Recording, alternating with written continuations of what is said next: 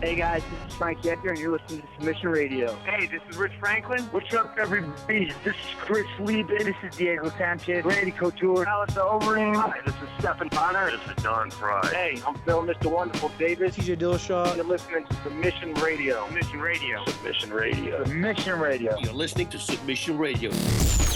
Welcome to Submission Radio UFC Auckland preview show. That's right, we have a special episode for you guys because there's a big show happening in our neck of the woods in New Zealand, in Australasia, UFC Auckland, and we have some very special faces, some very special names. Kaz joining us on this preview show to help get everybody excited and ready for what's about to go down. Yeah, that's right, man. It is a New Zealand flavor here on Submission Radio this week. It is pretty much almost like an unofficial but kind of official city kickboxing pre-show on Submission Radio. We've got Dan Hooker, the man in the main event, taking on Paul Felder. He's jumping on the program to obviously break down that fight, the significance of the UFC returning to Auckland and to New Zealand after all this time. We've got Shane Young returning to the program. He's been missing in action for a long time since UFC 234, where he got the win. So we want to find out what exactly is happening with Shane Young. We've got Kai Kara France returning to the program. He's trying to bounce back from his loss at UFC 245. He's here at UFC Auckland. So we're going to talk to that man. And of course, the man who kind of ties everything together, Eugene Bareman, the coach, the grandmaster, the man behind all the men at City Kickboxing, a fascinating guy to speak to. And he's going to be jumping on the program to talk about, obviously, the significance of this event, Dan Hooker and Paul Felder, some of the other fights on the card, and of course, Israel Adesanya versus Yoel Romero. So I'm excited, man. I'm excited for this show. Man, there is a ton to go through, so much to preview, Kaz. But before we jump to the first guest, just a quick reminder for everybody out there at home, you guys can follow us on Facebook, Twitter, Instagram. We've been getting a lot of great messages from people after episode 200. People have asked us advice on certain things that they're doing and just giving us a little insight into their lives. We're always happy to talk to you guys, so feel free to message us, DM us, and also, of course, comment and follow so you can be up to date with all the latest Submission Radio news, events, and videos. Also, just a quick shout out and a quick sort of PSA. We will not be around next week, but don't fret. We will be back the following week. Don't worry, it's not one of our things where we're away for like 5 months and then we come back 12 months later. We will be away for 1 week. We will be back after that. We're sorry about the break, unfortunately. I've got to fly to New Zealand for this crazy wedding thing and just all this crazy personal stuff. We were trying to figure out a way to do the show, but unfortunately I only touched down afterwards, after the time we would usually record. But don't worry, we'll be back with more Submission Radio casts. It's going to be a big 2020. It's funny that you got a wedding, because the reason why, and you might be asking, why are you guys not flying to New Zealand? Why aren't you going to Auckland? It's a stone's throw across the pond. Why don't you go there? I actually got to walk my mum down the aisle. It doesn't happen very often in someone's life that you get to do that. Grandpa couldn't come down, walk my mum down the aisle. She's getting remarried. He hates flying. I got to be the guy to do it. And there's few things that I would ever let come between us covering an event. Unfortunately, walking my mum down the aisle is one of those things I just can't get out of. So hence the preview show featuring all the City Kickboxing fighters and, of course, Eugene Bareman himself. Like Dennis said, we're not going anywhere. We'll be back after a week. Man, I'll tell you what, it's going to be exciting. Can't wait to see some of the pics from this wedding, man. A Submission Radio t-shirt, walking down the aisle, in the Vegemite t-shirt, really representing the brand. But I was going to say, you mentioned it. We have a ton of guests. We have our first one on the line, and Cass, I believe you're about to introduce him. All right, guys. Our next guest was last seen in the Octagon less than 2 months ago at UFC 245, where he fought a tough fight against Brandon Moreno. He is already back in action when he returns this week at UFC Auckland when he takes on Tyson Nam, straight out of the notorious City Kickboxing gym with other greats like Israel Adesanya and, of course, Dan Hooker himself. Kai Kara France, welcome back to Submission Radio. How are you, man? Yeah, I'm good, bro. Thank you for having me and reaching out. It's always good to catch up and have a chat with you boys. You've been there right from the start, so it's good to continue the relationship. Oh, for sure, man. And right now you're joining us from the hot spot in Auckland. I mean, we know Auckland has a lot of big places, big pubs, big bars, but I feel like CKB right now is just packed with fighters, fans, media, just excited for the event that's going down, the UFC Auckland and the Eternal card. Tell us, what's the vibe like right now at CKB? It's pretty awesome, mate. The atmosphere that we've had pretty much throughout the holidays, Christmas, New Year's, We've had so many guys getting ready for fights, not just for the UFC, but the local internal card that's coming over from Australia to Auckland. So I think we've got 6 or 7 guys on that card. So, all these guys are getting ready. So it makes it a lot easier to prepare through the holiday season where, Auckland's pretty much empty. Everyone's gone away to all the beaches, all the hot spots, but we're grinding it out. So it's been a good camp, and it's just a good place to be. The energy is contagious with so many high caliber guys coming through. It's so international now. We've got so many guys from Europe, from Australia, from America, giving their expertise on what they do, and we're kind of just picking their brains, and they're jumping onto our system that obviously is working. So yeah, it's been a good camp, and one more week now. So last few hard sessions left this week, and then we're good to go. So I feel amazing. I feel great. I haven't really lost my fitness at all rolling in from my last camp. I only had a week off. So you don't really lose too much. So it's a lot easier to maintain than to get ready coming off the couch. And I can't wait to put it on for my hometown and in front of my friends and family. So did the UFC come to you, or did you come to the UFC and demand to be on this card because it was in New Zealand? Because like we mentioned, you fought less than 2 months ago. This is a very quick turnaround. Yeah, it's a 10-week turnaround that we're given. But they reserved the spot for me before my last fight. So they had spot reserved. They said, if you want the spot, if you're not injured, it's there for you. So of course, injured or not, I was going to be on this card. I can't miss out. I missed out back in 2016. I was there when Mark Hunt fought Derek Lewis and when Dan Hooker knocked out Ross Pearson. I was campaigning to get on that card, and I was visualizing what it'd be like fighting here, and it was bittersweet being there. But now I made a promise to myself that when I come back, I need to be on this card, and here we are 1 week out. So it's nice that it's all finally fallen into place, and yeah, I'm just more than ready. I've got a fire lit underneath me coming out of unanimous decision loss to Brandon Moreno. It's one of these fights where it could have gone either way. I feel like a few things, if they went my way, it would have been a different outcome. So we can take a lot of positives away from that fight, and that's why I haven't really dwelled on it. I've just got straight back in the gym, worked on the things that we did wrong in the fight, and we go from there. So yeah, looking forward to this one. I mean, you picked a good Auckland card to be a part of. Obviously, you've got your teammates there. Brad Riddell's on the card. Obviously, Dan Hooker's in the main event. I'm just wondering, what does it mean to you to be a part of this card, especially with it featuring so much of your teammates at this point? Yeah, this means everything to me, fighting in my hometown, being on a card with 2 other my teammates. And it's just going to be a special moment. A lot of my friends and family haven't come to any of my fights. Just because all of them have been in Australia or in America or in Asia. So for the first time, a lot of them will be seeing me do what I do. So wow. It's something that's extra motivating, and that's kind of kept me kind of on track of where I need to be at and where my body needs to be going into these fights. So I haven't taken Tyson Nam lightly at all. He's a seasoned veteran. He's nearly 10 years older than me. So I just need to make sure that I've sticking to what we've been going over and stay cool-headed. Don't let the occasion get the better of me, and just execute the game plan. Well, I was going to say, you mentioned that it adds more motivation. It's not hard at all or more pressure fighting at home. I imagine you got friends coming out of the woodworks, people, oh, hey, man, I haven't spoken in 10 years. Hey, how about those tickets? Do you ever get anything like that? Yeah, it's not really, for me, it's not added pressure. I actually welcome it. I'd rather have that hometown feeling and that extra support than not. It's weird when you're fighting in America that people don't come to the main card when it starts.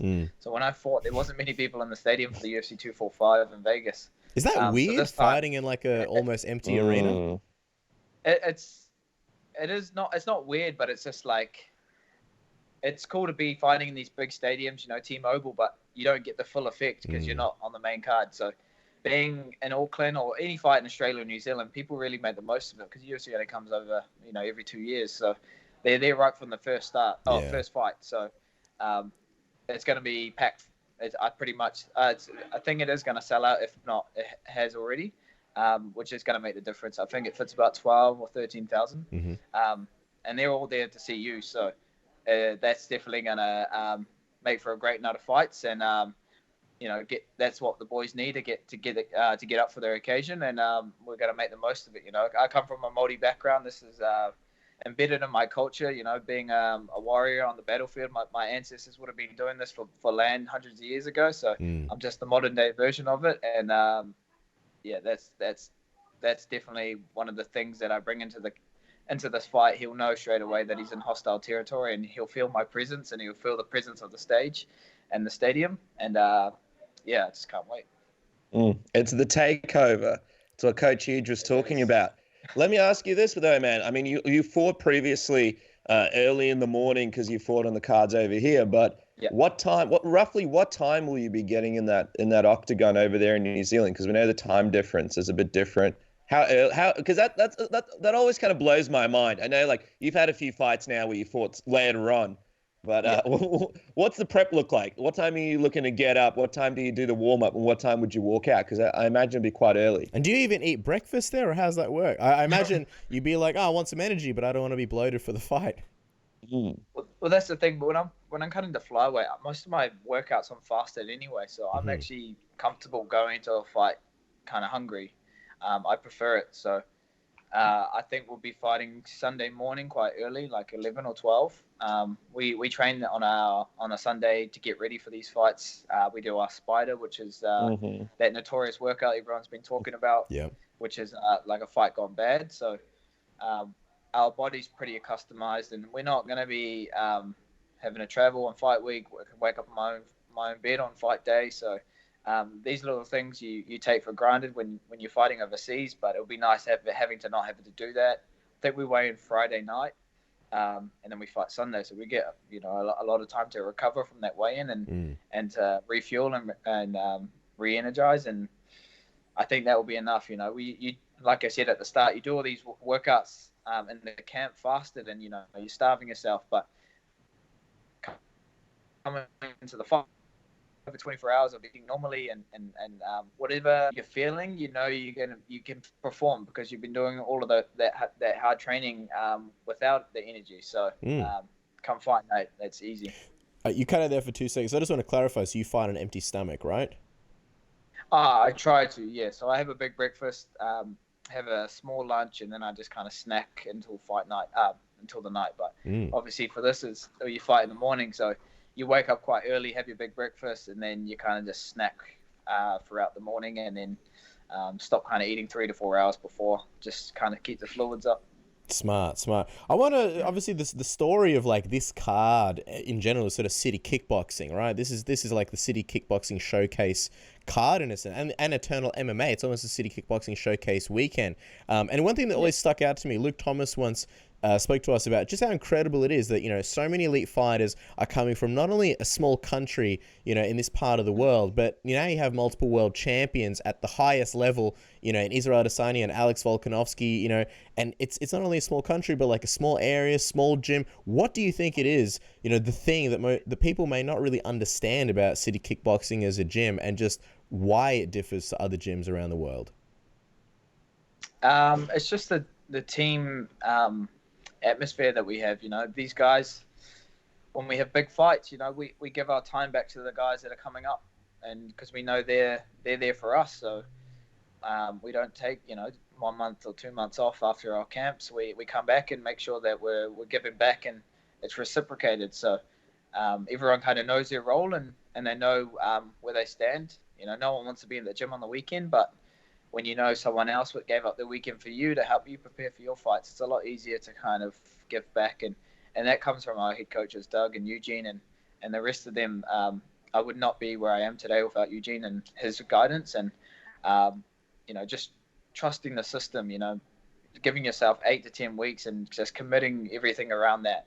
That really kind of puts things in perspective, and that really shows what we want to get in your career and what you want to get out of it. So that's the kind of mentality we have at the gym, and that's why we've been doing so well. And it never really stops. You steamroll onto the next. For my last fight back in December, 10 weeks later, we've got another fight, and we're 1 week out. So it's just an endless work that never stops, and that just makes us never complacent, and we're never too relaxed. We're always trying to strive to get better, always trying to learn, adapt, and just, like as he said, he won the bout. 2 weeks later, he put it in a box, and he was it was like he was a contender again, So that's the kind of people you want around you, and there's no limit. You can always strive to get better, always work on new things, and that's why the takeover continues. 2020. Well, I was going to say it's that, but also it just seems like also what you guys do outside of the gym matters as well, and how you represent the sport. I mean, we were speaking to Coach Eugene a little while back, and he mentioned that if Israel acted like Jon Jones, he would have to leave the gym. It seems like he's very... It's a lot more than what happens on the mats with you guys. It's about, you guys representing the sport and acting the right way outside of the gym. Kind of help us understand that mentality. How involved are the coaches and sort of, I suppose it's almost like in your lives, right? Not just what's happening in the octagon. And he also mentioned that if he acted that way, Israel may get taken out and beat up by about 30 guys. And that's just not something you hear at other gyms. And I found that fascinating. I feel like that's very exclusive to sort of that New Zealand Kiwi mentality. Yeah, it's kind of embedded in our culture. It keeps us grounded, and it keeps us level-headed, where we're not,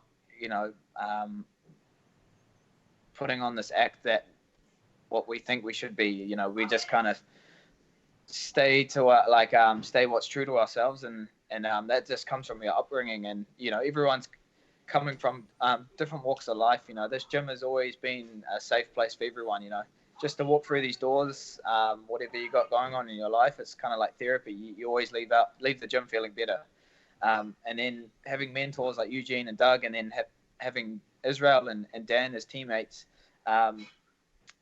They really kind of show the blueprint of how to do things, and that's something I strive to be as well. I know I have a lot of the younger generation looking at me, especially in the amateur ranks, that are close to my weight or see what I've been doing. So that just makes you, stay on track and do the right things inside the gym and outside. A lot of our sponsors and people that we work with, it's all about building relationships and just kind of working together as one to reach a common goal. And a lot of people see that, and that's why they want to get amongst it. So, if you want to continue these kind of things, you just got to keep working on yourself, keep building, and keep kind of doing what you've been doing. So, it is funny when you say there'll be 30 guys beating him up if he was out of line, but that's just how sparring is. You got so many guys that people don't know about, but they're the next big name. It's just waiting for their time and being patient. Don't be surprised if you see another 2 guys or a few others get signed to the UFC this year from CKB. So we've got 6, including Alex, our adopted brother from Australia, but there'll be a few more for 2020 for sure. I'm wondering, have you ever seen an example of something like that where somebody gets, a bit of discipline, a bit of tough love, where somebody's acted out of line and it's like, well, we're going to take you out back and sort of teach it? Because I feel like with CKB, some people might be like, oh my God, that's crazy, that's so brutal. But I feel like there it's just more like, I don't know, I guess like people disciplining your kids. It's just like, well, this is for the best kind of thing. Yeah, I've seen it a few times where guys are going too hard at sparring, or they've done something outside the gym where they come in and they don't expect it, and then one of the guys is going extra hard on them. Mm-hmm.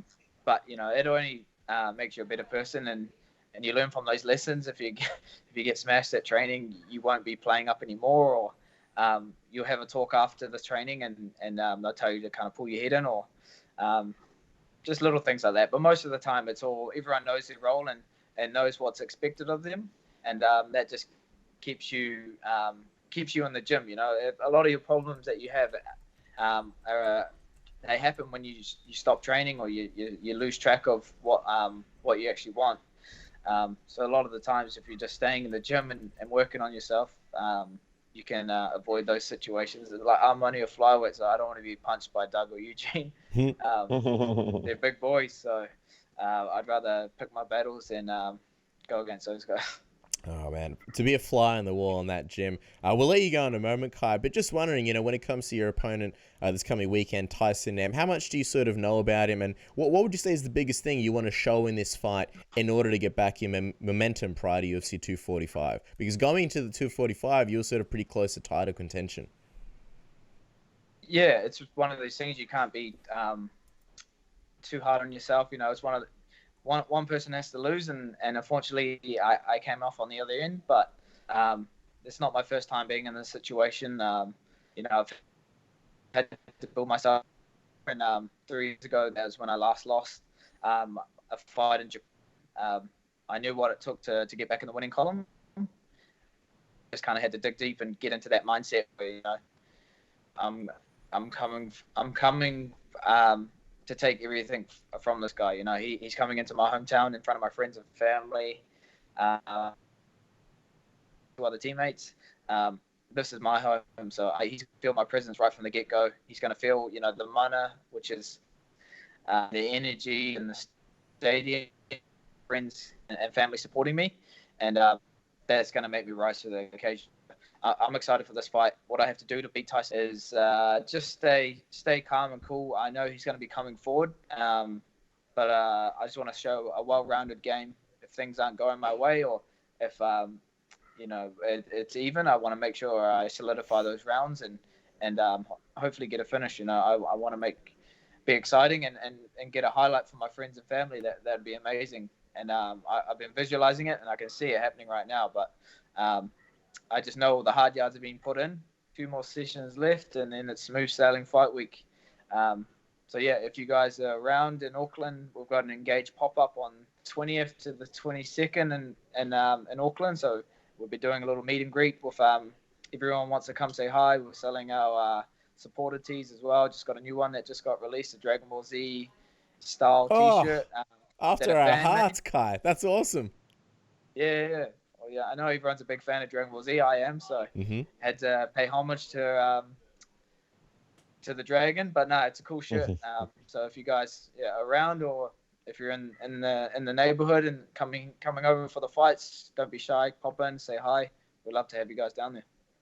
What I love about it is you guys are always accessible, even when it comes to a massive fight night that's going down in Auckland. You guys are there for the fans. So definitely check out that Engage pop-up shop and get that new T-shirt. It looks absolutely amazing, Kai. So we look forward to seeing your entrance at UFC Auckland. I think it's going to be a special moment. A lot of people wearing that Dragon Ball Z T-shirt in the crowd, and more importantly, the friends and family able to enjoy a Kai Kara-France performance in their hometown. So guys, make sure to follow the man on Twitter and Instagram at Kai Kara-France. He fights at UFC Auckland. Kai, best of luck. We can't wait to see the moments and the great times that go down at UFC Auckland. It's sure to be special. Awesome, man. Thank you. It's always a pleasure. And it's gonna be a banger. Can't wait. Absolutely. Thank you for the time, Kai. We're going to be at a wedding, so we can't come to Auckland, so don't be surprised. Oh, really? It kills us. It kills us, man. I don't want you to think there's, why aren't these guys here? But that's why we wanted to get you on the program and chat to you now. So really appreciate the time, man, and good luck. I know all the Kiwi fans are gonna make up for all the energy there, so good luck to you. Enjoy your guys' wedding. Yeah, bro. No worries. Next time, eh? Thanks, Kai. Bye. Thanks, Kai. Take care, my friend. Bye-bye. Catch you later. Hey, this is Tony Okagui Ferguson, and you guys listen to Submission Radio. Keep tuning in, guys.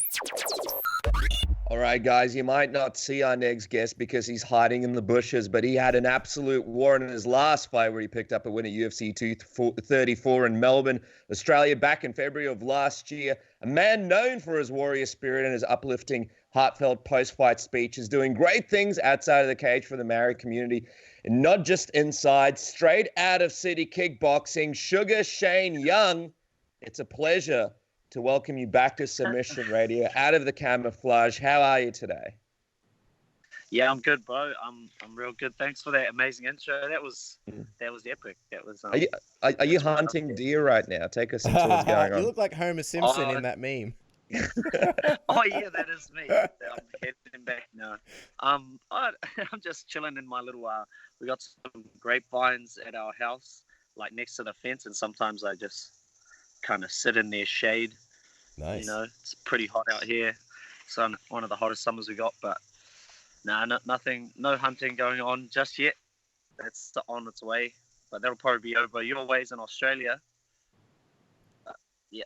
Okay. Well, first of all, beautiful foliage in the background. So I got to compliment you on the beautiful grapevines. But that's kind of the main thing we wanted to talk to you about. We were watching your post-fight interview at UFC 234 after you win, and you said you wanted to fight again later in the year in July. We didn't see you, unfortunately, at UFC 243 in Melbourne, October. And this Auckland card seemed to sort of be the perfect fit for you to return, but unfortunately wasn't to be. So where have you been all this time, Shane? Yeah, no, I was looking to fight real fast after February, Mm-hmm. and then things kind of just got. My plans sort of changed. I had to go back home. I didn't have to go back home, but wanted to go back home to reconnect with my family, and then just got kind of one thing after the other. And the latest thing has been an injury that has been kind of actually going for a little while, but I didn't know what it was up. But I can say now it was a neck injury. Oh. And it was kind of just affecting a lot of like the rest of my body, because it wasn't getting the sort of, I don't know, like the fluid and the nutrients that it needed, and I just kept pushing it. But other than that, now it's just been getting back to regular training and finding the groove with the boys again, because I've been non-stop, aside from Izzy taking a trip to Dubai and going to see like the best zoo in the world. Yeah. Outside of that, the boys haven't really taken their foot off the pedal, so it's good time. But I wish I could have had a couple more fights in this meantime. But everything happens for a reason. That's what I truly believe. But I'm yet to see it, but we'll see it in my next bout, I guess. Well, I guess there's a couple of things to talk about there, Shane. Well, first of all, let's talk about you going back home and seeing your family. I mean, you've spoken about mental health and your battle with it and the things that you've experienced. And I remember you sort of went back home at one point before your last fight, and that really helped you get into gear and get your mind right. So tell us, what made you want to go back home yet again? And were there mental issues that you were struggling with? Or was there something that was bothering you that made you want to go back and spend that time over there with your family? So to take us into what was going on. Yeah, I guess because I went through some stuff when I was 23, just kind of like just normal life stuff, but I didn't have the support of my family, only because of distance. They were just in Napier and I'm up here in Auckland. So for the before that 10 years, I've probably only seen them 3 times. Wow. And then my mum moved down there as well. Yeah, it was, and I come from quite a big, I feel like it's a big family, a good solid clique of like 25, 30 people that are pretty close knit, and they see each other on a regular basis. And I went home after my last fight in June, when I fought Rolando. I went for a while and then came back up at my fight camp, and then I went back down again. I kind of needed to just reconnect with my family, and especially like my mum. And I feel like it was necessary. I don't know, because then I feel like in the future, I feel like I can tell what I need and what I need to focus on. So I'll just try and like David Goggins Mamba mentality through like the rough times. Yeah. Like, because I know one big thing that I found out really is that like training is a big part of maintaining a solid mental health, not just sometimes just for the physical reasons like the endorphins and stuff, but also the sense of community that we have at the gym. Like you can get caught up kind of excluding yourself from things when you feel like you're being just a mopey. You just feel like you're being mopey, so you don't want people to catch your mopiness. Yeah. But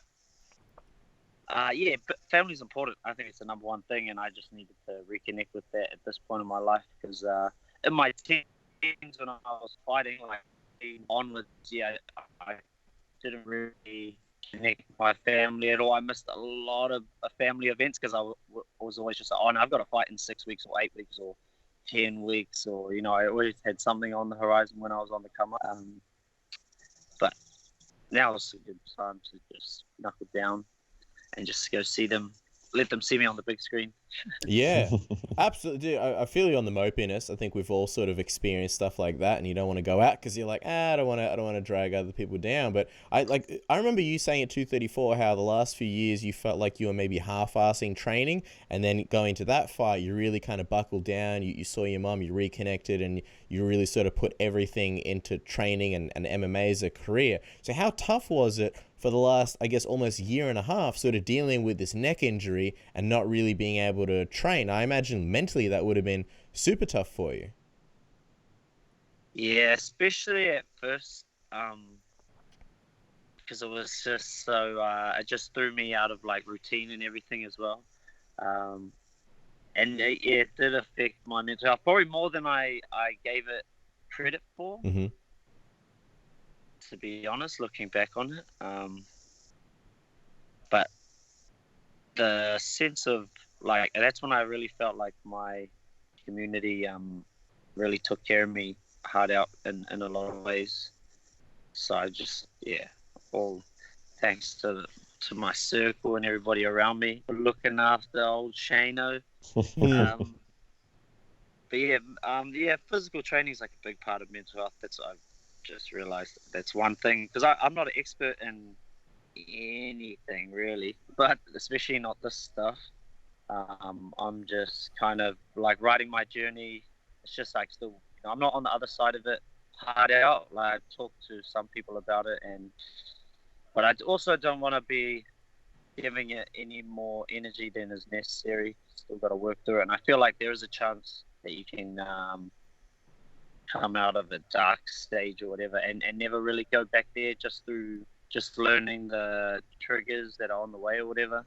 Just trying to do your best to live a good life by your standards, by your self-image or whatever. But I don't know, bro. I'm just hanging out in the vines. Yeah. Yeah. Just pretending to be a grape. I love it. Let me ask you this though. You mentioned the neck, and we know that you're back at training now. What is the current status of the neck? Is it an injury that you'll be able to deal with, or are you still looking at whether or not you'll be able to fight again? Oh no! Thankfully, we got it. We've been through that stage of like talking about the severity of it and stuff with my with the specialist, and that was pretty scary for a bit because I was might have to get surgery.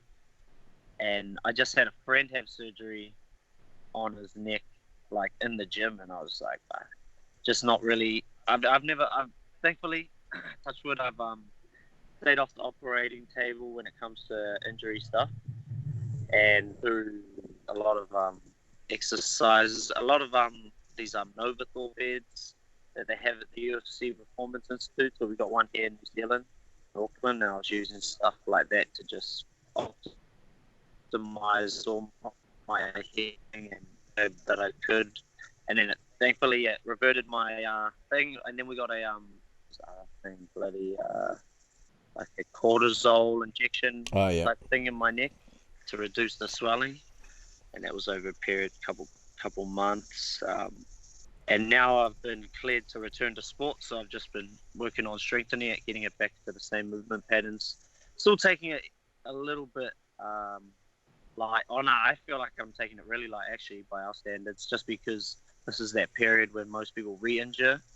Oh, like that's like it's like what happened to the bro Tyson.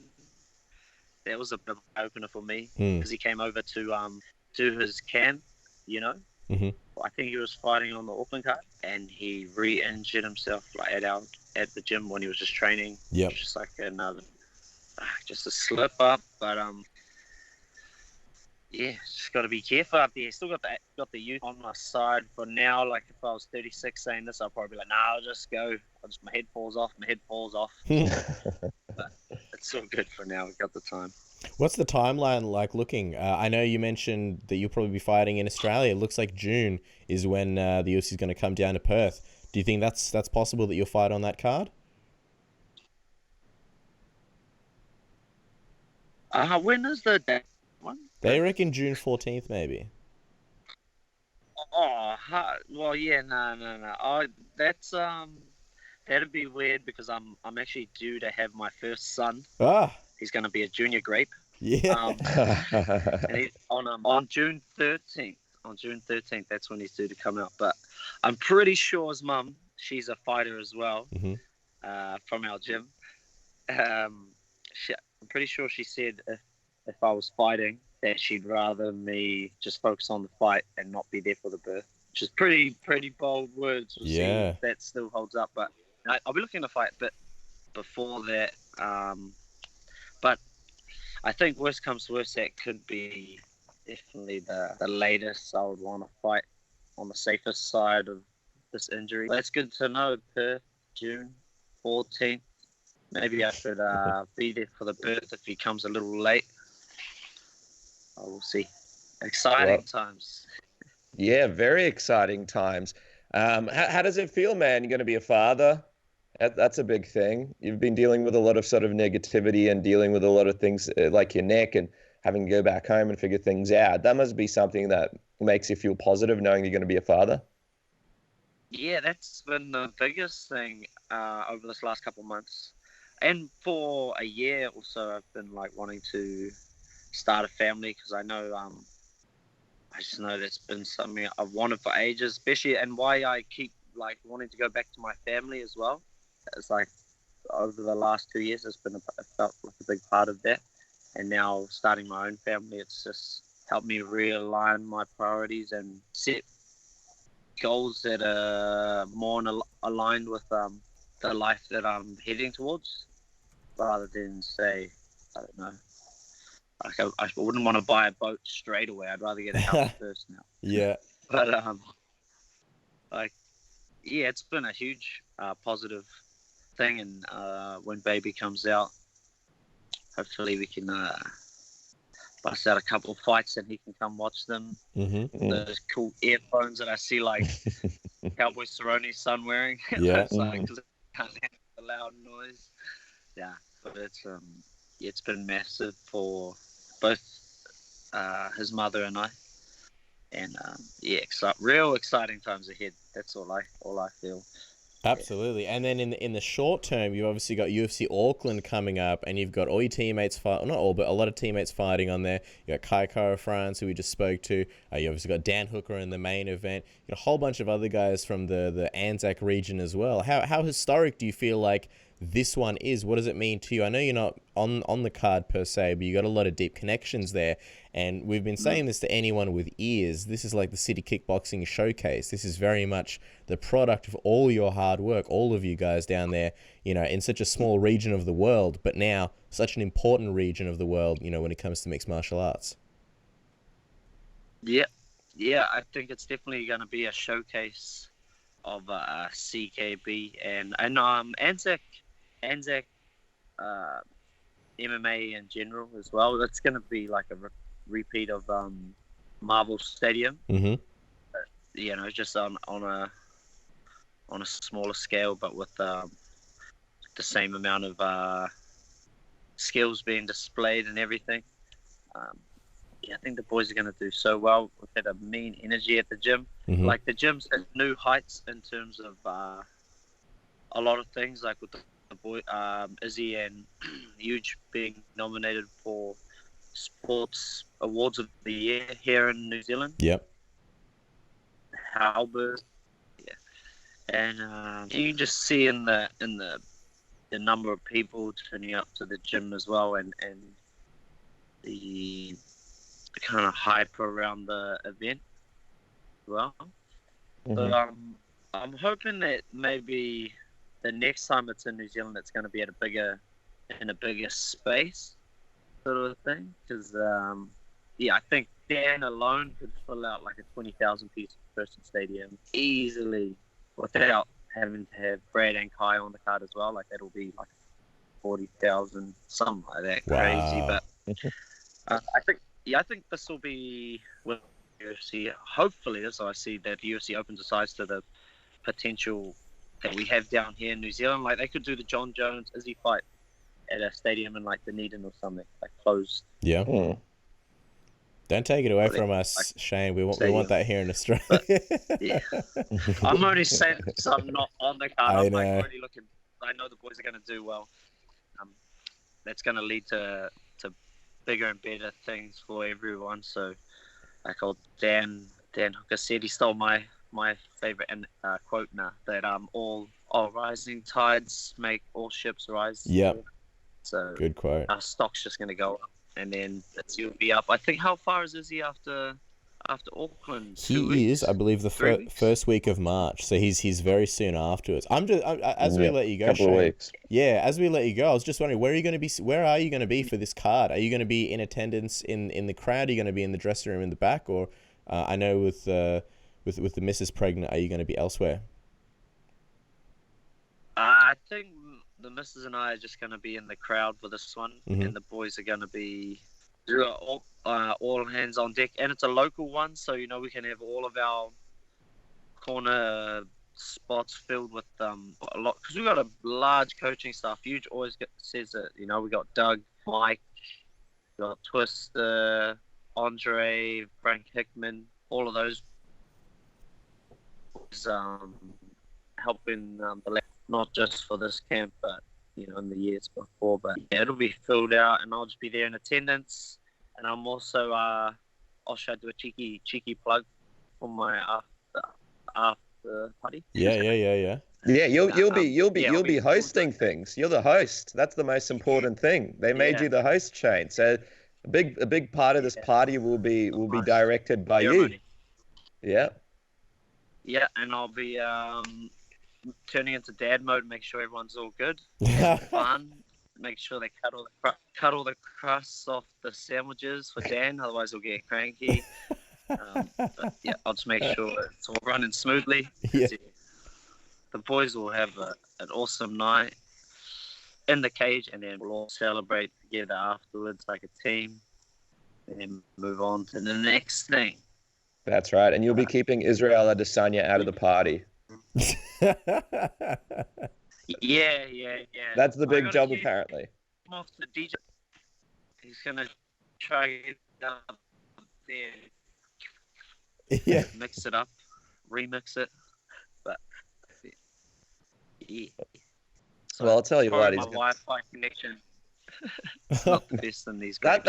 That's all good. I'll tell you what. It's gonna be the party starter when it comes down to UFC Auckland. Of course, check out the after party with Shane and the crew, and also the Engage pop-up store. I believe there's going to be a lot of opportunities for people to see Shane around town when they come down and check out the event. And also follow the man on Instagram and Twitter. Make sure to keep up with when the next fight is going to go down. It's at Shane Young MMA. Shane, exciting times in your life right now, man. We can't wait to see you come back and fight again, and we wish you all the best with your newborn and becoming a father, man. It's going to be a lot of exciting things in 2020 for you, and we can't wait to see it all. Thank you so much for joining us here on Submission Radio. Awesome. Thank you for the future best MMA show in the world. I reckon you guys are going to take on the MMA Hour with Ariel. You guys will be the biggest thing down under. I called it Heifers. Love it. That's high praise. We're in good company. Thank you so much, Shane. Appreciate it. Now you're officially our favorite guest. Thanks, Shane. Thank you, Shane. Take care, my friend. Bye. This is Chael Sonnen, and you are listening to Submission Radio. All right, guys. How could we have a UFC Auckland preview show without the main event? After an impressive, dominating performance over Al Iaquinta at UFC 243, our next guest headlines UFC Auckland against Paul Felder this weekend. The future of New Zealand real estate. The future New Zealand real estate mogul himself, Dan the Hangman Hooker. Welcome back to Submission Radio. A very erotic Dan, shirt off in his kitchen / living room, it seems. How are you, man? Yeah, I'm good. Well, after that intro, I'm a little bit better. But no, it's good weather today. I'm outside in the garden, so I'll just stop coming here to chat to you fellas. And it is the subtle art of seduction now with the show. The UFC Auckland happening this weekend. I mean, we have to speak to you about this because for a long time we've spoken about what it would be like for you to headline a show in Auckland, what it would be like for you to be the main event, and now we're just a week away from it happening. What's the experience been like, man? Are you noticing more and more people sort of stopping you on the street for a chat and a pic? And what's the reaction been like for you being the main man of the show coming this weekend? Yeah, I definitely have it picked up this week. I think it's just a bit more, this is something I've been doing for a very long time, but I think just being at home, being the main event, it's like a lot. And then a lot of the people that I know and I interact with will be there on the night. So it's real to them. Usually they just, they see me training. They know I've got a fight coming up. And then I'll disappear, and they see me on TV, and it's not as real to them as this fight, because they got their tickets. It's burning a hole in their hand. They can't wait for the show, and so they just kind of act weird around me. It's quite funny. Dan Hooker main eventing in Spark Arena. This is almost like a dream of ours. I feel like we've been wanting it for so long. Does it feel the way you thought it would? I know we're sort of a week out at the moment, but I imagine there's almost a sense of like responsibility going around when you know that you're going to be main eventing the card. Less like I view it as more of a showcase. Mm-hmm. People have been asking about the pressures of fighting at home, but I feel like to me it's just more like I'm excited. This is something I've been doing. I've dedicated my life to, so I'm excited to go out there and to showcase my ability to everyone I know. Like, this to me is an exciting prospect to showcase, and I just feel it's added to it, because a lot of those, I guarantee that if you're at the first UFC Auckland event or if you're at the last one, you know what to expect when I get out there, and the anticipation there, because both of those were the loudest crowd I've ever heard in my fight career. Wow. So I'm excited when I get out there and just to feel the energy and feel the noise of the crowd. I mean, those cards were pretty epic, and you've had those great performances, but I mean, it's got to feel pretty special, not only being the main event, but CKB, your team, really bringing this card to Auckland, forcing the UFC's hand, and showcasing and displaying talent. Obviously, Eternal MMA as well the night before. Does it feel a little bit more special knowing that a big part of this card coming down is due to your success, due to your team's success, and due to what CKB's been doing over the last few years? Yeah, like the momentum's just continued to build. We haven't stopped to reflect. We haven't hit the pause button once. Even when the boys win the world titles, you think we'd sit back and hit the pause button for a bit and have a rest, but it just hasn't happened. We can keep the momentum going, and it's just growing and building, and it's just getting more and more. I think there's 6 or 7 CKB fighters on the Eternal card, and then 3 on the UFC. So it'll be a busy weekend, but the gym has just been full of energy, man. Training camp's been so easy to get energized, and there's so many guys just bouncing off each other because we all have fights and we're all going through the same thing. So we're just feeding off each other. And now that you're in the main event, we remember you had your wallet stolen about a year and a half ago, and you put out an olive branch. You told the guy that you've invited him to your gym, the Combat Academy, for some free training to teach them some discipline. I imagine now that you're all over the town, all over the place, give us the update. Is the wallet back? Did the man reach out? Did he take that olive branch? Has he come into the gym? What is the update on that? No, I haven't heard. No one's come forward. So we've just got to let these things go, I think. Well, I feel like you rock up to check in for fight night, and they're like, Dan Hooker's already checked in. The guy with the Dan Hooker wallet is in the back. I feel like this guy's building to something, and during fight night, he's going to be in the locker room in your fight kit, possibly stealing your Reebok shoes. I think that's the plan.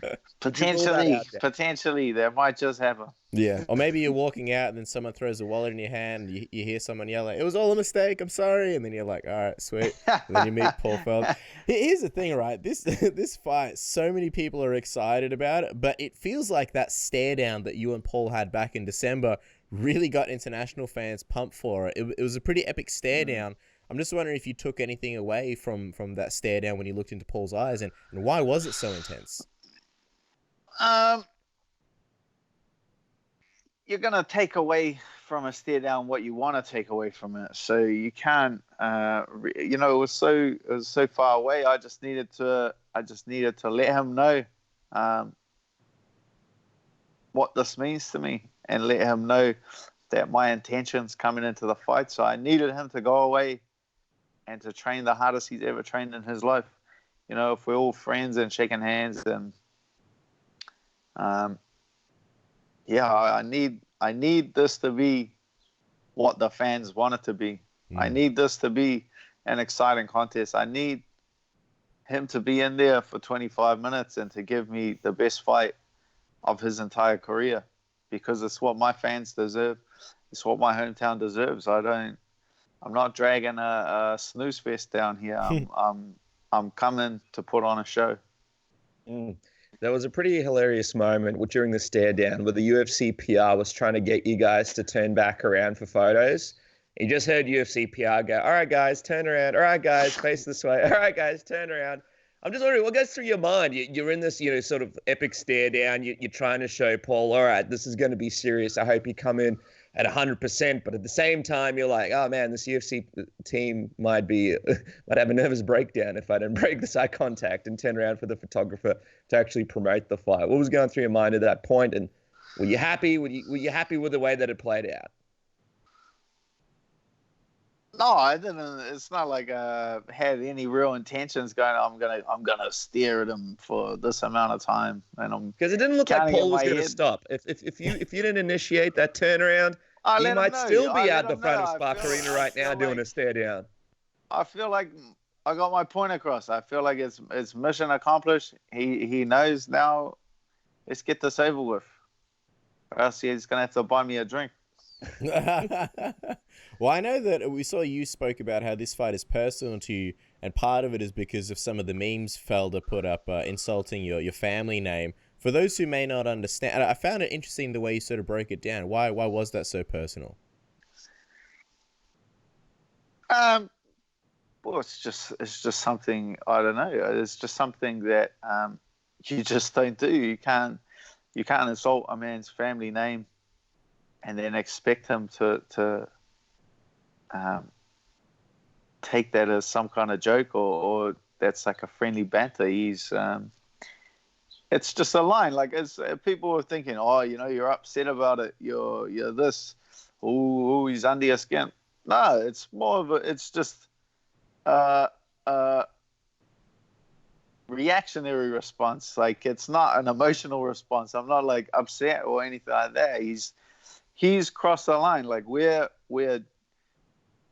it's an incredibly violent sport, but we're gentlemen at the same time. He's crossed that line of respect. So then I'll reciprocate, and a lot of the gentlemanly things, like a handshake before the fight, is off the table.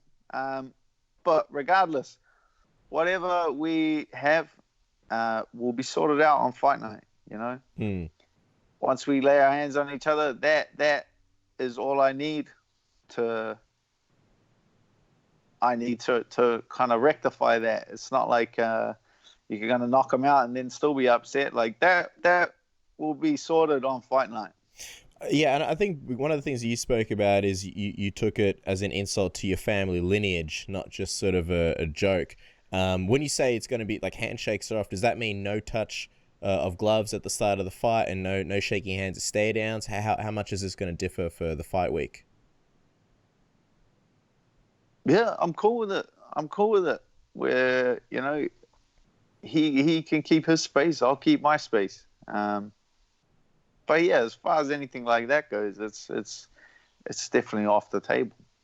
I mean, we were talking to a bunch of people about, how the effects of personal comments affect fighters during fight week. I mean, I imagine you'd be as motivated as ever because of the stakes of this fight, what it means for your career, what it means to be in the main event of the Auckland show. But when you go back to training after seeing that online, does it add that extra 2%, 3% to the training room? Does it give a Super Saiyan Dan into that CKB room, even more motivated to get the most out of the training sessions leading into the fight?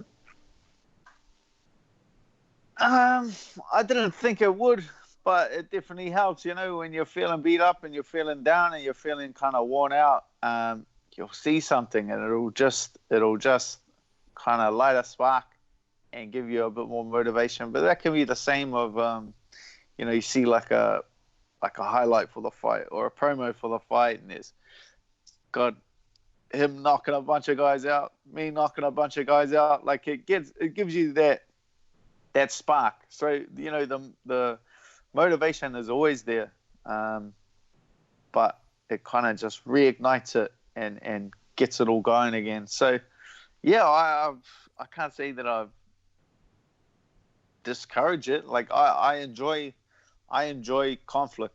I enjoy it. That's where I feel very comfortable. So if someone wants to take it there, they want to take it to a hostile environment. That's a place I feel very comfortable. I can tell you're motivated because when you put your arm up, you can see the veins popping out of your biceps. So there's no denying that you're motivated. Is this a personal fight for you, Dan? I don't think we've ever seen you in a personal fight, really. Is this one that you consider personal, you and Paul? I feel like that's the most insulting I've ever had an opponent in my career. Now I've been like trash talked in the past and like had opponents yelling in my face that I'm rubbish on the ground and I'm an average fighter and they're gonna knock me out and they're gonna retire me and they're gonna break this and they're gonna break that. But that always felt like it was from like a place of weakness. I could see right through it, and I could see that it was just a facade, and I could see that it was coming from a place of fear. So then you don't feed that. If someone's attacking you and it's more like based on fear aggression, that's then responding to that is gonna give them what they want. So for those fights when I had that, and I felt it, and I felt it was fake, and I felt it was fear. You don't need to feed that, and you can just ignore it. And I know what it is. I know it's just weakness. But this is different in that he is a man of respect, generally, and he's insulted me this way for whatever reasons he has. I feel like potentially, he said to reporters that it's because he's in a main event and maybe he feels the pressure of a main event and he feels like he needs to sell the fight and show that he's marketable. But this fight's sold out already, this fight regardless, because Dan Hooker headlining in Auckland, it could have got, any other exciting fighter. It could have been Donald Cerrone, it could have been Justin Gaethje, it could have been any of these other guys, and this thing would have sold out. So I don't feel like it needed that. But if he wants to take it there, and I know the fans enjoy that. I know the fans enjoy conflict. So it's I'm happy. It adds some intrigue to the fight. It's crazy because you're gonna have all these friends, family, CKB team members there. What did you think when Paul said that he wanted to basically knock you out in front of all your friends and family? That's whatever. That's obviously his intention. Like that's his opinion. That's fact. I intend to completely dismantle him in front of my friends and family, and boot him back to the States, full of stitches. That's my intention.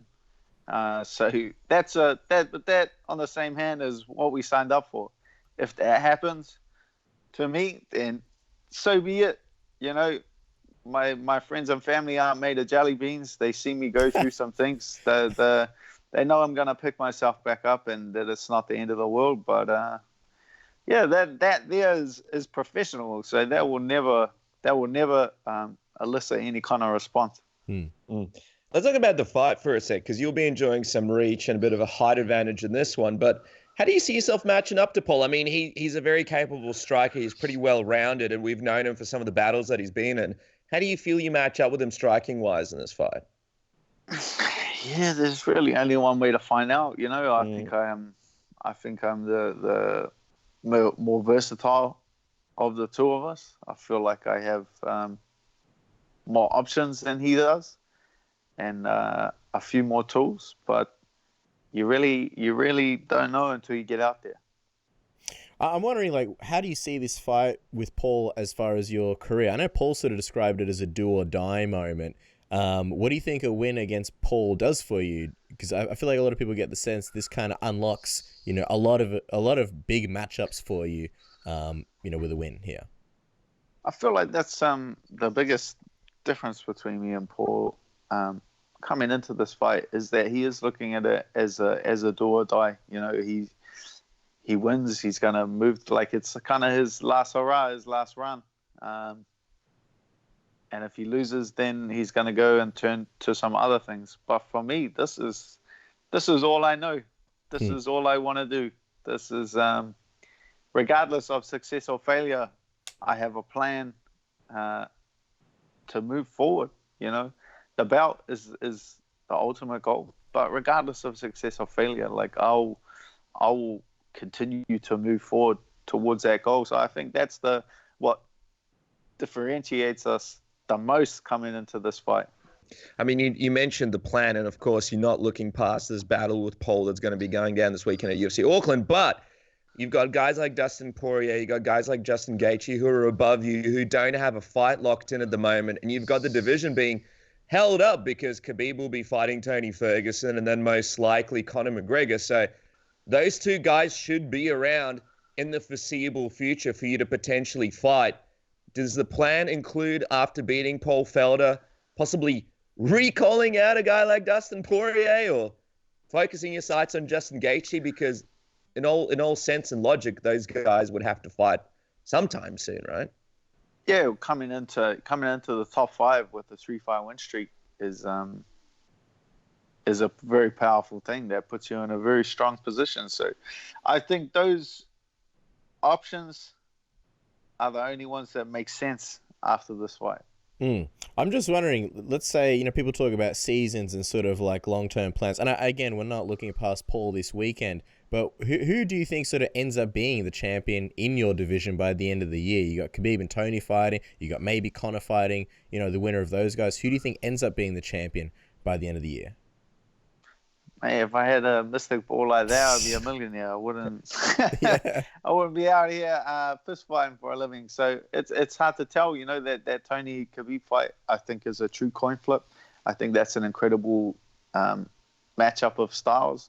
And yeah, I would like to see. I think Conor's going to get the next shot. And yeah, a lot of people hate on him and they think he's holding up the division, but I think he's very good for the division, and he adds a great deal of intrigue, you know, for the mainstream audience to be attracted to this division. I think it's important that his name kind of sticks around it. I mean, it's a funny effect because for the guys that are waiting for title shots, you know, guys like Justin Gaethje and stuff, it's kind of a bit of a bummer. But for yourself, do you feel like Conor McGregor holding up the division, getting this title shot, is kind of maybe even better for yourself because it opens up more opportunities for you to fight these guys like Dustin and Justin who are trying to wait for these potential big title opportunities or fights with Conor McGregor and can't really do anything for a long period of time? Yeah, well, as long as there's clarity, you know, now that Tony and Khabib is matched, that's clarity in the division. And Dana White says, okay, Conor's getting the next shot at the title. That's guaranteed. That's clarity for the division. I think it's the problems arise in the guys that are just outside of that that position. Is that like me trying to get an opponent for this UFC Auckland card? There was a lot of guys sitting on the fence because they potentially, you know, even Felder, he potentially was gunning for the Conor McGregor fight. So he was, rather than jumping on this fight, he would sit back and he would wait to see if Conor chose him to be that opponent that he ended up picking Cowboy for that matchup. So when the waters are murky, I think it's difficult to get a matchup. Like it was Justin Gaethje said that he was offered this fight. He was offered the main event in UFC Auckland, which would have been an incredible show for the fans. But he turned it down because he was waiting for the Conor McGregor fight, which he didn't get. So he's just sat out and missed the boat and missed the opportunity. So if the UFC would have said, look, you're not getting the fight, Cowboys getting the fight, then potentially we'd see a Justin Gaethje, Dan Hooker main event this weekend. I'll tell you what, that is a fight. I mean, people see the dog has started barking. The Submission Radio news dog Winston just started barking because it's such an exciting fight. I think in a lot of ways, Paul Felder and then Justin Gaethje, those could be two epic fights for you back to back. Just quickly on Dustin Poirier, I know you mentioned him in Melbourne. He's trying to chase up this fight with Nate Diaz. Just quickly, your reaction to Dustin really wanting to fight Nate Diaz out of everybody in the division right now? I can see it. Look, everyone's just got to do what's best for them and what's best for their career. Fighting Dan Hooker is not what's best for Dustin Poirier's career, trust me. Fighting Nate Diaz, I can see it. It's a very winnable fight for him and someone I think he picks apart fairly easily. And then, the Nate Diaz, Conor McGregor correction, he gets a win over Nate, then that Conor fight's like a little closer for Poirier. So I can understand it, and I can see, Nate's a huge name in the mainstream audience because of the win over Conor, and it's a huge name for not,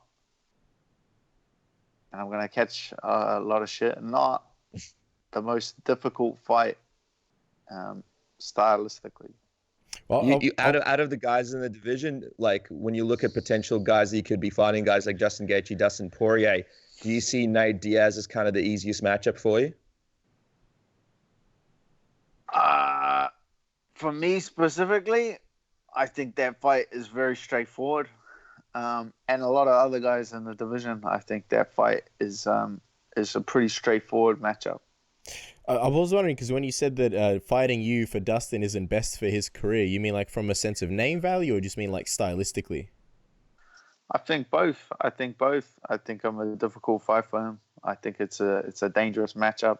I think he needs to get back in the win column, and I don't feel like I'm the right guy for that. It'll be funny though, because if you do win here and you mention him in your post-fight speech, and he knocks the fight back again, but yet he doesn't fight anybody else, what kind of message do you think that sends about him? Yeah, it'll be interesting to see how the fans react to that, because they don't like guys sitting out. They don't like guys sitting out. They don't like guys turning down fights without giving a valid reason. His reason last time was he wanted the Conor fight, or he wanted he was sitting out waiting for something else. Like, you're gonna run out of excuses pretty quick. I don't know, man. That Gaethje fight's like ringing a bell. Gaethje, Poirier, Gaethje. One of them's gets me a little more excited. The dog loves it. Yeah, I'll tell you what. We've got a focus group over here made of pooches, and they love that Justin Gaethje fight. It's a love triangle, but it's a fight triangle. Quickly, as we wrap up, Dan, and we appreciate your time during this fight week, a lot of people are talking about this Paul Felder fight as a 5-round war, and I imagine you're preparing for the best Paul Felder there is, like you mentioned earlier in this interview. But in your mind, do you see this fight finishing a lot quicker than people realize? I think it'll appear competitive for a good stretch of time, but then I think as he starts to break down, I think it will be pretty clear who's controlling the matchup. And assuming all goes well there, you get your hand raised. I know you're no stranger to fighting in New Zealand, and you've won in New Zealand.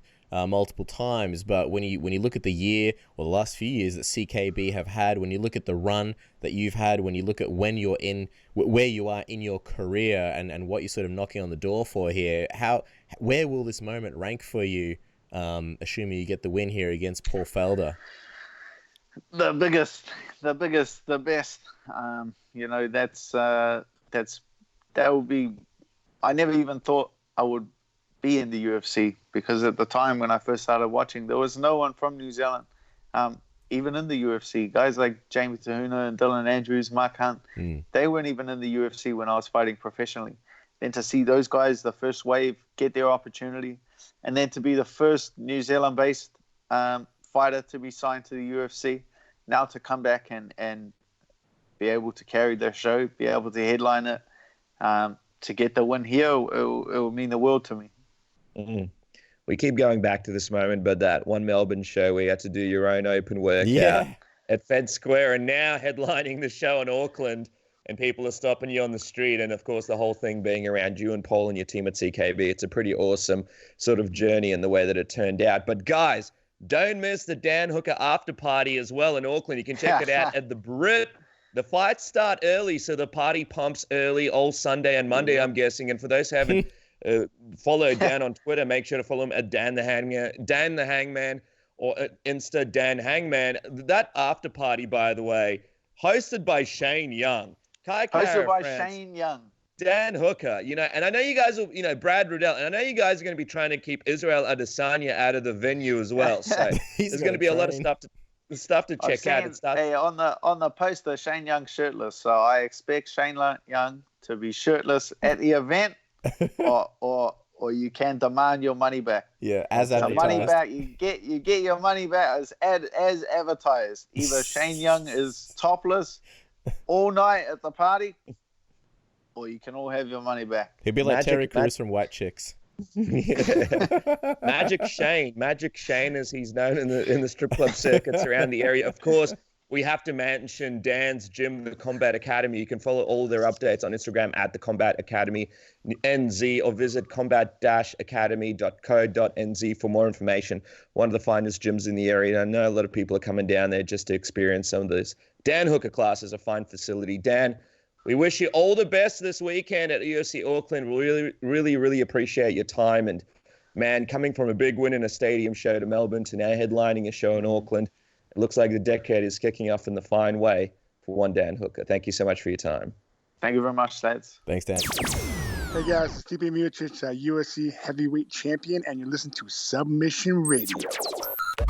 All right, guys, our next guest is the Ariel Helwani 2019 Coach of the Year, the man behind City Kickboxing and champions such as Israel Adesanya, Alex Volkanovski, fighters such as Dan Hooker, Kai Kara-France, Brad Riddell, Shane Young, and many more competing on the Eternal card just the day before the big show. He has helped build the sport in Australasia to the point that the UFC has decided to bring a card back to Auckland and feature some of the best local talent on it. It's an honor to welcome Eugene Bareman back to Submission Radio. Coach, I know it's no surprise to you, but a very big honor to have you here on Submission Radio today. Thanks for that massive introduction.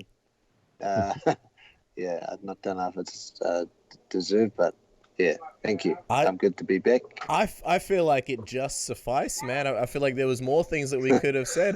I'm wondering, when it comes to this UFC Auckland card, how much credit can you take for this one? Not just yourself, but you and City Kickboxing for sort of bringing the UFC back to Auckland, because it's been a while. And when you look at the card, obviously there's a lot of CKB guys, and I feel like a lot of it is to do with the success that you guys have been having. Yeah, I mean, I can't take much credit, but the boys can. The boys have, as you know, like we've kind of risen to prominence in the last few years, and the boys are responsible for that. They've forced their way. They've forced their way into that top echelon. You've forced to get there. We've taken over. That's been our MO. We always use comparisons from war, even though it's quite different. But we've gone in and we've taken over. We've invaded different countries and taken over. Well, let me ask you this, Huge, because we saw a great interview that you did with Combat TV a few weeks ago where you said that you weren't sure if the boys were where you wanted them to be for fight day at that point. But that interview was a few weeks old. And now, as we're approaching fight week, give us a little update. Are you happy where the guys are at heading into the big fight, UFC Auckland? It's a funny old thing, but, these guys are so seasoned now that their body and their mind know when to step it up. And I just told all the boys, all three of them, that the last sparring I seen, which was now it was on Monday, I said that was probably the best sparring we've had. So it just seems to me that these type of athletes, as it gets closer to the event, they just kind of autonomously just lift their level. They just know. So now I'm in a great place now. It's one of those things where I'm always curious to hear the mindset from a coach like yourself. I suppose there's always sort of levels that you can achieve and goals that you can aim and things that you can see from your fighter leading into a fight that you'd be happy with. And then there's always things that you're always going to be working on no matter when the fight is, no matter what's going to happen. So I'm just wondering, like, when you see a fighter and you know, okay, this guy is ready, what kind of sort of criteria stands out in your mind when you look at him? Is it to do with skill set and to do with conditioning and to do with mindset? It's a little bit of both, but my main indicator is that we work on specific things for the fight, and at the start you learn them at a very conscious level, but then by the end of camp you want them operating at a very subconscious level. So you want them doing it, automatically without even thinking about it, without even almost knowing that they're doing it. And that's the type of indicator or the type of reaction that I like to see. And when I'm getting these things, that's when I know that we're in good stead, like we're good to go going into that fight. As always, Huge, you've got a crazy weekend ahead of yourself. You've obviously got a million fights. You've got Eternal MMA the night before in Auckland, and then you've got the big UFC Auckland card the next morning. You got multiple fights on that card, and I'm just wondering, when you look at, say, the Dan Hooker fight, obviously a pivotal fight for him in his career, him taking on Paul Felder. How do you see that one sort of going, and what is the big thing that stands out to you as far as what Dan can do against Paul? Yeah, I mean, it's a big one. I mean, it's, these UFC guys, it's cliche, but every fight seems to be their biggest fight. Like every single time we come up is always a pivotal fight for all of these guys. But yeah, Dan's is definitely, Paul's, I'm not going to say he's a gatekeeper, but he's like holding the key to those doors that open real big opportunities for Dan to make his way into title contention, which is, of course, is always our goal. No matter what UFC fighter I'm talking about, our goal is the title. So this is a huge one, and this is a very tough fight. I feel the odds are going to be pretty even. To be honest, I feel like this is a straight down the middle fight. I feel like we have to perform to the best of our ability on the night and minimize the amount of mistakes we make. And I think it's just that type of fight where the skill sets are so close that sometimes it comes down to who makes the least mistakes wins. And I think it's going to be that type of fight. A fascinating preview of it. I'm wondering, because Dan sort of brought up the fact that it's a little bit personal for him. Paul's put up some memes and said some stuff about his surname, and obviously, Dan wasn't too happy about it because of the implications that it had for his family, for his lineage, just the stuff that it meant. How do you stop Dan? Like, how does that affect the fight from your perspective in terms of stopping Dan from being too emotional when it comes down to fight night? Or do you want him to be emotional to a point where it can sort of help? So break that down for us a little, Huge. I want him to be motivated. But me and Dan, we get back a bit now. I have a very good understanding of Dan and the way his mindset works, and I don't mind him being highly motivated, even if it's by something negative. What I am, pretty confident that I can keep control of is that he doesn't fight emotionally. And I think that me and himself, we have a pretty good understanding. And we know that when we go into the fight, we can't fight with emotion. But in terms of motivating him to get ready for this fight, sometimes you can see things like that as a positive. Well, I'm just wondering, we've seen like what Paul has said leading into this fight. Do you anticipate more sort of potential mind games from Felder in fight week? You faced guys like Anderson Silva before with Israel Adesanya. Paul Felder is a bit of a wily veteran in the fact that he knows the power of what he says, and he loves to sort of build up a fight before it happens. Do you imagine he's going to keep trying to do that before the fight day, through the press conferences, through the stare downs, through the media days? It's all part of the game. It's all part of what makes a great fighter great.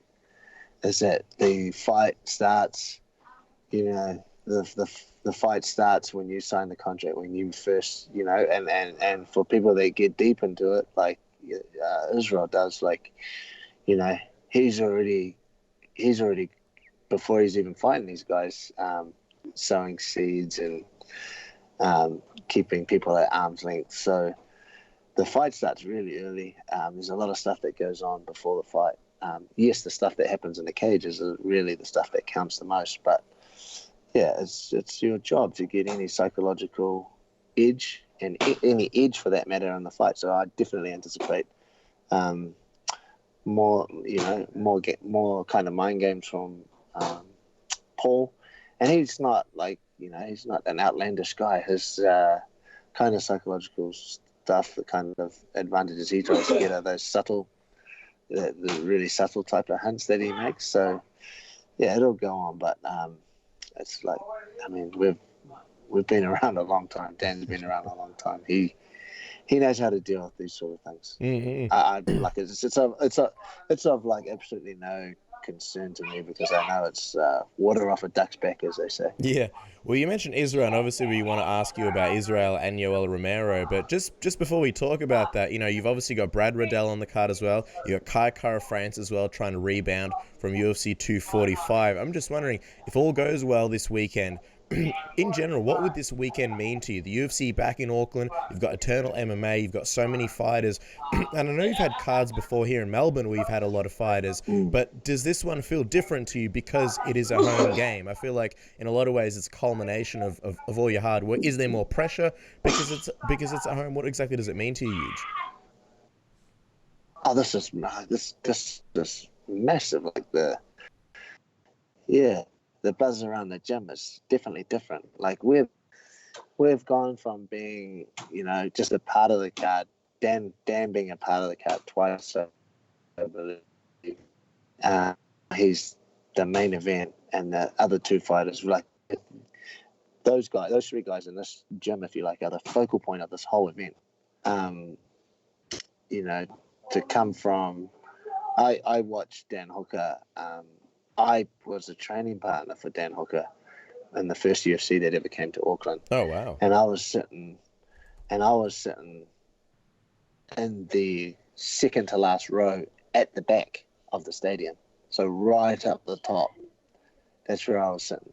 And then I watched him fight Ian Entwistle and win that. And now come full circle. Now Dan's the main... now Dan is the main event, and now I'm sitting in the closest seat to the fight that you can possibly see. So, it's absolutely huge for us. It means a lot. It's a showcase for us. And, let's get this show done. Let's get these victories.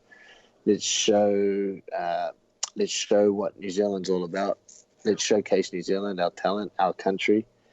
And let's bring a title defense back to New Zealand, whether it be Volkanovski. I know that's controversial, having a title defense in New Zealand, or Israel. We'll take it. It's a short flight for us. And it's a good holiday for all the Aussies. You know, New Zealand is a beautiful place. Man, you guys can get across here easy. Yeah, of course. And we're yet to visit City Kickboxing as well, so we'd love to do it. You said something really interesting, Huge, and that is, in an interview, you said how even though Auckland is happening this weekend, the guys are hanging around after Auckland because they're going to be helping Israel out in his fight, and that's the mindset of the gym, which I found very, very fascinating and inspirational. So speaking of Israel and this fight with Yoel Romero at UFC 248, we're just coming off this press conference where Israel flew all the way to America and all the way back and made it to the Spider workout. I'm just wondering, I know you're not much into social media and you don't keep up with the news too much, but what did you make of the Yoel Romero that we saw at the press conference? He was trying to get across to Israel as much as he could. He was trying to shake his hand across the stage. He was doing backflips and splits just to go one over him in the stare downs. What did you make of that sort of interaction for the first time between the two? I actually watched it. I don't all the time watch it, but I like to see them when they're standing next to each other. Mm-hmm. I think that's the first true indication of of the height and size differentials that you can get the first time they ever stand. So it's always a good clue. I'm always very interested when Israel first comes eye to eye with someone. I'm particularly just interested in the height differential, and if I can see any reach differential, but that's harder to see. But the actual interaction, the dancing thing, I don't know. I think, I thought it was just, typical Israel. And then they just went back and forth. And, I don't know. I don't think too much of those things. I think Israel just did his thing. And Yoel did his thing. It's it's an interesting dynamic, with those two. There's definitely respect there, but you can see that they both also know how to build a fight. Yeah. That they know how to build a fight. You can see that there's an agreement that they have to build that fight, but there's also a mutual respect. So I don't think you're going to see. I don't think you're going to see either one of them, especially Israel, stepping over the line in terms of building the fight. Yeah. I saw you said recently that you wanted to sort of set a blueprint for beating Romero and to do it in maybe a slightly different way that people kind of expect. What exactly did you mean by that? Well, we just believe if we can implement the strategy and some of the skills that we want to against Romero, we believe that we can get a different type of victory in the sense that most of Romero, most of the victories that people get over Romero are very controversial and very close. But we just see a different path. And that's only, of course, if we're able to implement our game plan. We believe that we can beat Romero a lot more convincingly than everybody else. But at the end of the day, our goal is always the victory. I've heard you describe it as sort of like you want an Alex Volkanovski Romero. I guess the way Alex beat Max Holloway. But I'm wondering, is that a case of beating him clearly over 5 rounds, or is that a case of stopping and finishing Romero? And I'm wondering if you feel like that can be done, because people have this perception of Romero as just a tank that keeps on coming.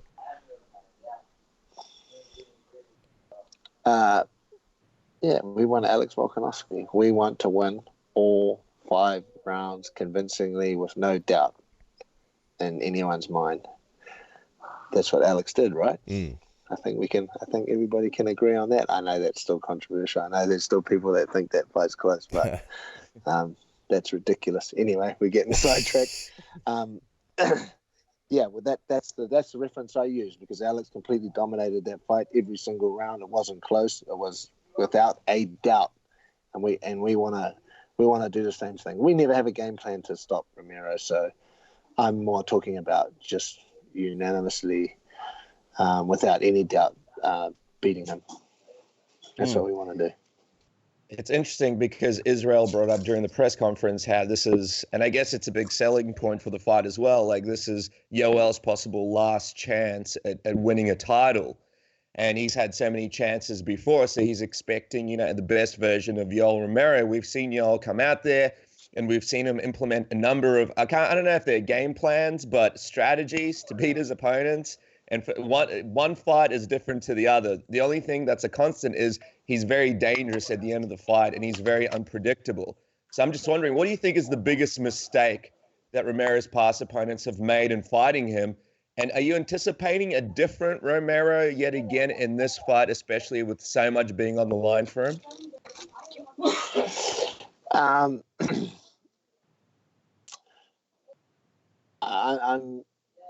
not expecting the leopard to change his spots too many times, to be honest. For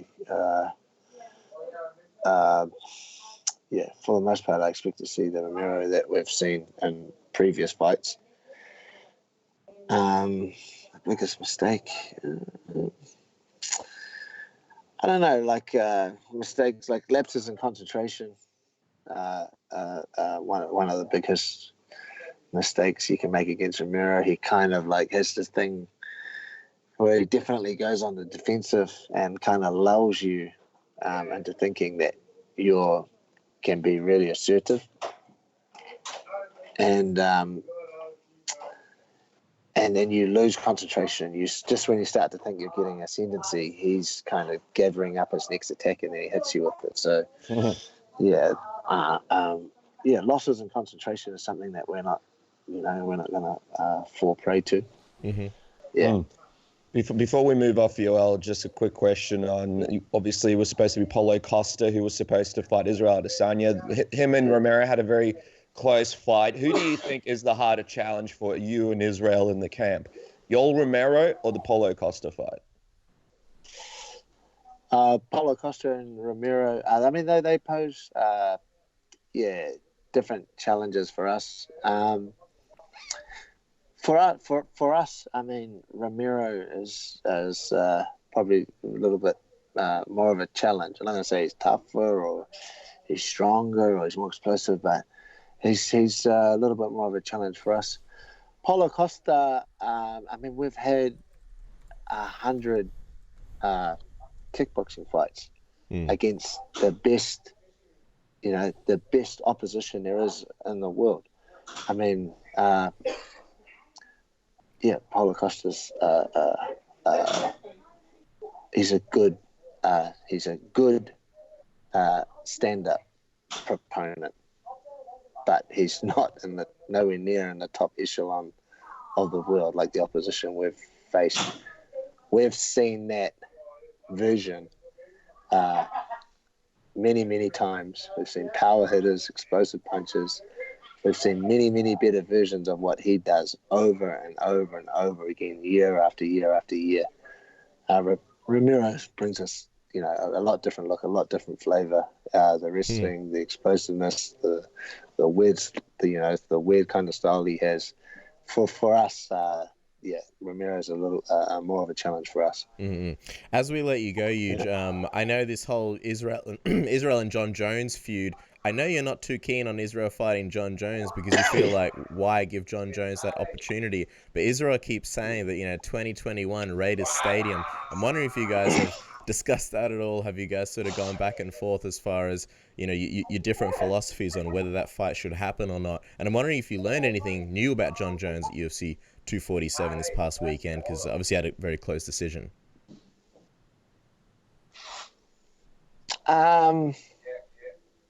No, that's not up. That's the thing. It's not up to Israel. I make the decision on the fight. So, come 2021, Israel has to convince me that we should fight Jon Jones. And if I don't feel that we have to, then it's not going to happen. It's not even Israel's call. So, what would he have to do to convince you? There's a lot of things he'd have to do, and a lot of those things that he'd have to do to fight Jones start now. They've already started. There's a lot of stuff that we have to do. That's for all of Jon Jones' fault as a person, he's still a very, very good fighter. And to prepare for someone of that nature who's that good, the prep for that sort of fight starts now. But I've already stated that I don't think that fight's necessary. Jon can, Jon's on his own journey. I think he might be going to heavyweight and doing his thing. Like he seems to be trying to just, whether it's fake or real, he's trying to be a better person. He's, I don't know. He prays and stuff now and on social media. And someone sent me the other day, he does charity work on social media now. So he's trying to change his persona and stuff. So good on him. I think we're on a different path. I just think we're on a different journey. Israel got a lot of convincing to do before that fight happens. And Israel mentioned if Jon goes to heavyweight, he could possibly follow him up to heavyweight and fight him at heavyweight. And we know you've mentioned Stipe at heavyweight before. I mean, would that be a part of convincing fighting? Do you think fighting Jon Jones at heavyweight is a possibility at all for you guys if you guys do decide to go down that path in the future? Yep, fighting at heavyweight is not a problem for Israel. He's not going to weigh heavyweight. That wouldn't be where our advantage is. He would never weigh what a heavyweight would fight then at walk around weight, which is barely past what middleweight limit is, barely what the middleweight limit is. But Israel stated, and I think it's a very good plan. He's gonna do his thing in the middleweight division. There's some really tough challenges.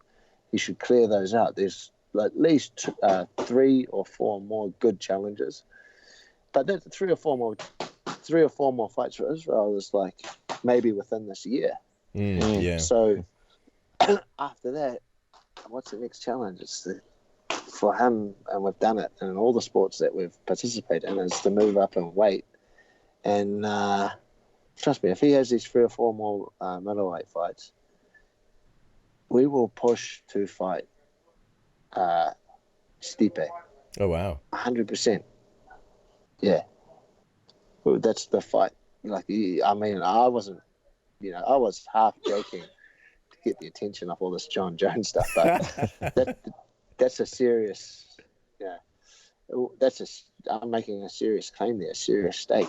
Israel can, get the business done at middleweight, and if he's successful, then he will definitely look to move up and challenge Stipe. That's a serious thing. But for us, we're not paying immediate attention to it. There's just so much that we have to put our concentration into now that it's on the back burner. It's in the back of our minds. So yeah. Let's see if that hurries along Jon Jones. Well, I'll tell you what, man. There's a lot of stuff to look forward to with you guys, not just with Israel, but with everybody there. Eternal MMA, and then UFC Auckland. And you know what I find funny, Huge. We're gonna be wrapping up right now, but and you won't find Eugene on social media because we've spoken about it before, and we're not all fans of social media, including Eugene. But City Kickboxing is now on Instagram and Facebook, and you guys have awesome pages. I mean, that would have had to tear you apart a little bit when you had to make the executive decision for that to happen, right, Huge? Yeah. I mean, the gym is part and parcel of owning a business. You got to have social media, right? I do the odd post on it, and I'll be honest, I'll do the odd post on it. I don't have a personal one, but yeah, you can City Kickboxing. Follow City Kickboxing. You can see a little bit of me on that sometimes. But I have about 8 people who post. That's how I work my way around it. If you have like 10 people all posting stuff, then you never have to post something. I'll tell you what, man. I would love to see you posting. That would be a piece of video that I think we would cherish very much because it's a rarity that I'm pretty sure no one's ever seen before. Of course, UFC Auckland goes down this weekend, featuring a number of CKB athletes, including Dan Hooker, who takes on Paul Felder in the main event. And Eternal MMA is absolutely stacked. For all the people internationally who haven't watched Eternal, do check it out. A lot of great CKB talent on there, a lot of great local talent on there. And there he is, the coach that brought the UFC back to Auckland, one of the most organic and fun Australasian cards in quite some time. Eugene, we appreciate everything that you guys have done for the sport, and we can't wait to see what happens this weekend. Thank you so much for joining us. Thank you, guys. Pleasure. Thanks, Thank you very much. Bye. Bye-bye. And there you go, guys. Eugene Bareman, always gracious with his time. We're always greedy with his time. And if you guys knew the amount of questions that we had for Huge, we really wanted to go through sort of his origin journey, talk about City Kickboxing, how we got there, or how he got there. There's honestly probably about an hour and a half, 2 hours worth of content to sort of go through, but we had to trim it short because we do have limited time with him. So I can't wait till one day we sit down with Huge and we really sort of go through everything and take you guys on an absolute journey, an experience like no other. But with that, there you go, guys. The official UFC Auckland preview show featuring pretty much the stars of City Kickboxing, minus Israel Adesanya, but to be fair, we got him a week ago. So there you go. Eugene Bareman, Kai Kara-France, Dan Hooker, and Shane Young himself, man. What a sexy show. That's right, man. I mean, obviously, Brad Riddell also on the card. We would look forward to speak to him in the future. We give him, we wish him all the best of luck. And, of course, some of the local guys like Jimmy Crude, Jake Matthews, Callum Potter, also on the card. So we're excited. Ben Sassoli, we're excited to see how all those guys go. We're excited to have him on the show in the future. And we appreciate you guys tuning in